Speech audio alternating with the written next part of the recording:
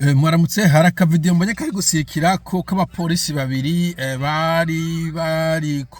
kwibarabara, hanyuma haca umudamu yo gutwaza imodoka avuga igifaransa, barajujuta, muri make barajujuta bahazana tuvuga iki dukora iki.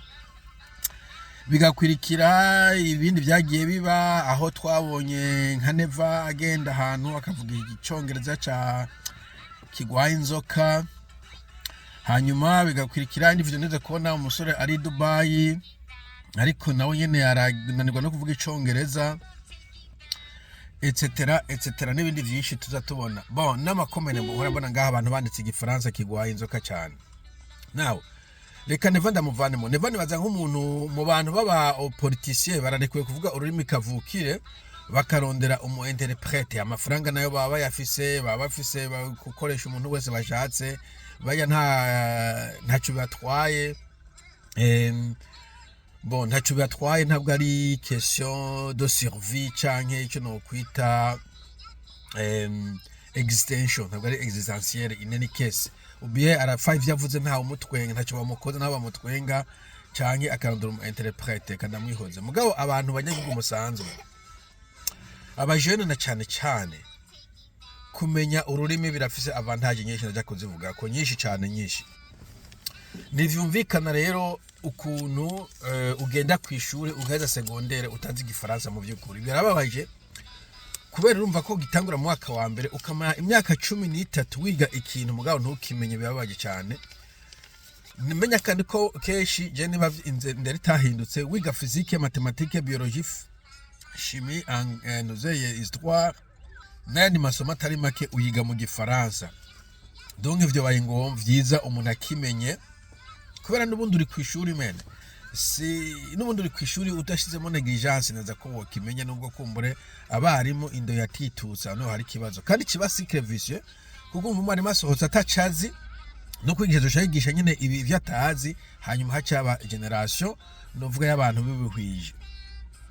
Bo utivise kamara kahe rero, d'abord ntuzeye akazi harimo ubuzi bwinshi mbona babutangaje mu gifaransa, sandute neza ko interview bazikora mu gifaransa. Kandi mu Burundi usivye ivi kimenya bihavuye, kenshi na kenshi umuntu avuga igifaransa cishi bacabaza kwaza ubwenge, sico necessairement bisigura, mugabo niko bace bavyibaza. Urumva hari ubuzi bwinshi utazi igifaransa utazokwiriguranukira, uzokwitinya wenyene, uzokwikomera, uzokumva banakivuze uca ugenda. Ubuzi bwo mu Kirundi, ubuzi bw'abarundi ugashaka ko ubuzi bwabo ba ONG ayo mashira hamwe mpuzamakungu ayo yo kubera ari abazungu batagira batamenya iyo mediocrity, ushaka gusanga bakoresha meritocracy, batusavye wese naza akora examen. Urumva kandi ko ravuga ifaransa, bashaka umuntu bakomunika neza, uvuga ifaransa wowe ucuba domina, ukamenya yuko kandi uhurira n'abandi bantu. Abo bana bavuye mu ma privé igifaransa bacize, je hari abana maze iminsi nize kubona ariko gukora YouTube channel kuri ngaha bavuga ifaransa cyinshi bavanga n'icyongereza wanashaka. Donc wewe uri kwiga mediocrité, mugabo abandi bariko bariga neza. Encore une fois naza ko iki ari kibazo ca leta hanini, kuko ariyo yadirutinze education. Mugabo kandi leta tumaze imisi dusemerera, leta ntayo mufise, na Neva yavuga ko ata leta mufise, so reka Neva ngo ni kibazo ca leta, ngo yavuga ati leta ni wewe, ubu ikibazo ni ciwawe nugomba kukirondera umuti. Neva yaguhebuje ko ata kibazo na kimwe bazotora umuti. Ukene gitoro genda ukirondere, ukene amadevize genda uyirondere, ukene ibiryo genda uvyironderere, ukeneye amashuri genda wiyigisha. Malheureusement nuko biri, ndaja gushika genda wo kuyigisha. Icya kabiri novuga icya kabiri donge nukumenya ibiriko biraba, uti kubera iki. Je mbona iyo ngiye ku maradiyo mbona abantu bariko bavuga igifaransa. RTNB irafise programme y'igifaransa, amategeko menshi y'u Burundi aracaye mu gifaransa. Iyo bari mu ntama nshinga amateka mbona banshina n'igifaransa. Neva yari kwiradi kuri stade naho nyene iyo atari yo muza Kirundo, hari gihe mbona yakoze yashize mu gifaransa, ama programme yose bakavuga mu gifaransa, budget bakavuga mu gifaransa, etc. Ico gihe rero utavyumva ugashira muri social media nazo nyene, nako ndabona undi mudamu yigisha umenga Université y'Ubujumbura ansire quelque chose provençale, nanye navuze mu gifaransa, no bango je na gifaransa numvise, ivyo mvuze navyo numvise. Urumva hari ibintu vyinshi bigucika biri kubera mu gihugu ciwawe kubera utumva ugo rurimi. Urumva ucuba novuga second class citizen, sinzi ko nikicumvise donc citoyen de deuxième classe sinzi ko nacumvise donc umuntu uzeyo mu nyagihugu ari hasi y'abandi asuzuguritse urumva ko ivyo bica bihaba ugacushya ko y'ingibyo navuze social media ntazo wumva ugashira ko amaradio international kenshi na kenshi hari amakuru usanga ataciye muri jeni bavuga ko kera hakiri radio RTNB hari amakuru batavuga no hari amakuru batavuga mugabo rezi mu hari social media n'andi maradio shuke nta social media zari n'andi maradio hari wacu tuninga muri za RFI hari mugabo yumva nk'igiswahili akaje twati muri BBC bavuze uko hari wumva igifaransa ukaja muri za RFI za BBC la Voix d'Amérique Afrique numéro 1 etc Canal Afrique Radio Japon hari bihugu hari amaradio menshi akoresha ubwo rurimi rw'igifaransa ukayumviriza wumva nk'ivyo ntuvyumva. Ije gatatu novuga ko hari opportunities utabufise limited na cyane nk'ugiye hanze urabona nko muri Canada basaba iki examen gifaransa gw'uje muri Canada nyamba wita TCF urumva utakizi neza cyo examen kirakunanira cyangwa ukaronka amanota atagufasha kukwiza ayakwiye nguje muri Canada umva nk'iyo opportunity limited nakubwiye muri Dubai hagiye ubona bariko bavuga tugena umubatsi mugavuga icongereza you see. Nibaza ko no muri za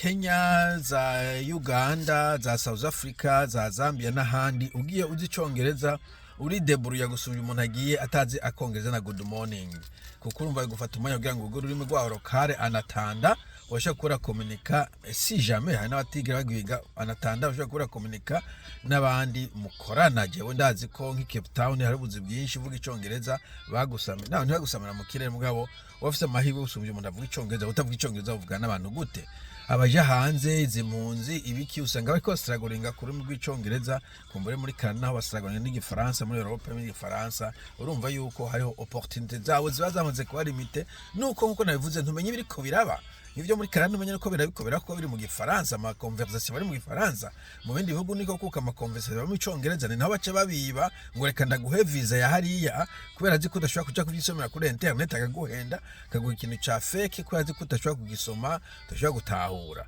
urumva hacaba byamo no kwiba ivyo abongeza kuze kwita stupidity tax donc ni gutanga ikori yo kuri kijuju abantu bace barakwiba. Icyakane novuga nico novuga nka self development self actualization kuba umuntu uciye ubwenge muri rusange utamenye ingene buzogufasha mugabo uciye ubwenge ushobora kugira conversation n'abandi bantu ushobora gutahura ingene si ikogwa ushobora kubona ikintu ukavuga kini ca faux kini ca vrai ukagira logique ivyo navyo biva mu nko gusoma ibitabo kumviza nyene ayo ma discussion yo hanze na usanga ari mu congereza mu gifaransa canke bakagira tradition y'icongereza n'igifaransa ndakunda kuvuga nko ibintu vya philosophie aba philosophe benshi cyane b'abafaransa banditse ba Montesquieu ba Jean Paul Sartre ba Camus ba Voltaire n'abandi ba Saint-Exupéry uri kurabumviriza uratahura cyane ingene si yagenda mu Faransa ingene genda ubu ingene babona la vision du monde ibintu nk'ivyo mbere nkiri kuri ico ufashe na Bible ukayifasoma mu Kirundi undi akasoma mu Gifaransa no mu Congereza urabona hariho nuance ushobora gutahura neza gusumvya umuntu asome mu rurimi rumwe dayeje no ngo aba Pentecost ibintu vyinshi bakora ni tradition zagenze nabi mu Kirundi bagaca bavuga ngo bivuga uku nk'akaroro hajya bavuga ngo mwirinde biboreza bavuga ngo bisoba ivyo bintu mu kintu ntabwo bihuye traditions ntabwo bihuye genda mu interprete ntabwo umuntu bamubwiye ngo go home ube soba ntabwo noce ndavuga mu Kirundi ngo taha muhira ngo wirinde biboreza anyway. Donc nakuvuga ko ibitabo bya Faransa hanyuma harimo abongereza muzumva nyene nkuza kuvuga nk'urya George Orwell ariko hari nabandi bajya ba nyene gitabo icongereza bavuga kwanza ko ari ururimi rwande wa mu Shakespeare hanyuma gasha n'abanditsi b'abarusiya ba Dostoevsky ba Tolstoy ntibombaza abanditsi nabo mu Kirusiya mugabo bashyira mu Gifaransa no mu Congereza cyo kora traduction zaho ba Soren Kierkegaard n'undi mu philosophe mu européen nyene bashyize baratraduije aba German bajya ba Nietzsche urasanga ba Schopenhauer urasanga amatraduction mu Gifaransa no mu Congereza harimo wisdom harimo ubwenge bwinshi uri kurasoma mu Gifaransa cyangwa mu Congereza udashobora gushira mu Kirundi kubera atamuntu azoshira bijya bitamo mu Kirundi ivyo byose urungana bituma ugashaka n'amakuru nyene yo hanze nkuko nabivuze urashaka kumenya ko bira muri Amerika muri Canada muri Australia aho kujya uragesinga cyangwa uvuze bijyana va kubwira ngo gitoki muri Amerika kigwe ngo miliyoni ngo no mwezi muri aba millionaire so ivyo birafasha ivyo byo kumenya ubumenyi muri rusange iyo uzi izi ndimi zo hanze na cyane cyane izi ziri populaire. Hanyuma kandi burya vango kigura ururimi n'ufata iswa ikindi gifata iswa ntumenye ikintu kizogutunga ndakurahiye je nobwira ko ivuga nk'icongereza bire gutunga cyane nk'ubu ujewe hari akazi nkora ni part time n'akazi k'amasaha makeyi mugabo karama udufaranga dukeyi nshobora kugura petrole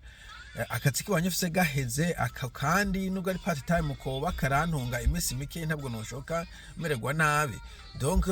nkako nashobora kugira kubera izindi nashoboye kuba nshobora kuvuga igifaransa n'icongereza kandi igifaransa nakize kiya ci Burundi gusa nta kindi asubira kwiga nico nungikoresha kiragwaye nivyo mugabo kirahagije ko nshobora kuvuga n'umufaransa yenderpreta you see kandi ntabwo narengeje kiya ci Burundi cyo muri secondaire donc bashobora kugufasha mu nzira wewe utari witeze igifatiswa ntushobora kukimenya kiretse umunsi hageze ko nyene izo swa zifatwa nico hariho rero excuse n'abantu bavuga ngo none ugiye mu Bushinwa ngo ntibagukubita kuvuga igishinwa well uri kuragira kompanyi zitarizo abashinwa kenshi na kenshi basohoka hanze bafise amafaranga ariko naho nyene basohotse hanze bakwitirwa kwiga ururimi rwaho bagiye nivyo ariko kandi ugiye muri Chine usanga abashinwa bariko bagicongereza nuzeye kwigisha icongereza ni industry ikomeye cyane mu bihugu byo muri Asia harimo Chine harimo Japan harimo Korea du Sud harimo Vietnam nabivuze muri nuzeye post imwe kugiye kwigisha icongereza harimo na Thailand na za Cambodia donc icongereza nabo nyine bariko bakiga ku nguvu kubera bazi ko ari international umushinwa avuga icongereza abaruta umushinwa atavuga icongereza kuma opportunité kuri marché du travail cyo kimwe n'ivyo bindi bihugu nyine baba bariko bari icongereza. Hanyuma kandi abaturiste benshi baje muri ivyo bihugu ntabwo bagenda bagiye kwiga ururimi rwaho no abaturiste benshi b'Abanyamerika bari muri biriya bihugu babongereza n'abarusiya n'abaki bose uzogenda muri Thailand uzogende za Bangkok canke za Pattaya canke ugende za Ho Chi Minh ugende uzangana ama centre touristique menshi bastikinga ku rurimi rw'icongereza hanyuma wowe ukorayo ni ugomba kwiga urwo rurimi rw'icongereza okay uzogende urabe bona ama centre menshi deja nkantu ze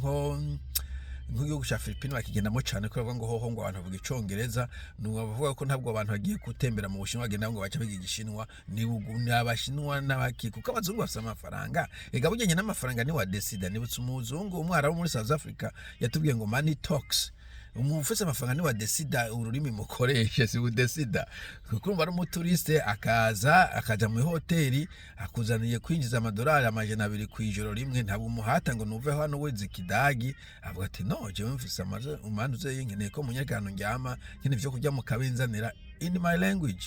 so ivyo mu bibanemwo usubiye ko kwigeranya Uburundi Bushinwa ari nko kugeranya urukwavu n'inzovu na murazi vyarushikiye igihe gwari kuragerageza kwituma nk'inzovu. So nico nashaka kuvuga mu by'ukuri ugiye ku ishuri genda ucige abapolisi encore ndangarutse kuri ico hagomba kuba recruitment yiseriye mu by'ukuri umuntu akaja mu gipolisi abantu baheje secondaire ko muri iki gihe ni iki uzana kweza secondaire mu by'ukuri abantu bagomba kurangiza secondaire mu bihugu vyose ubu secondaire ni compulsory ni obligatoire umuntu aja gukora tundi tuntu twiwe yaragiye secondaire iyo bavuze umuntu ngo yagiye kuri college no kuvuga bwa secondaire ko yayirangije nta muntu agomba ku droppinga secondaire ariko kandi uri kurayiga ukiga ibintu vyose bariko barakwigisha ukabitahura uri polisi mufise umwanya mwishuri aido atacho muri ko murakosha mwicaye soma bitabo umviriza ama audio mu zindi ndimi umviriza gerageza wiyigishe mu by'ukuri ahantu hose uri kugira ngo umenye indimi rumwe canke zibiri zirenze kuzuzi. Sawa rero ka ngende mugira umunsi mwiza tuzosubira bye bye.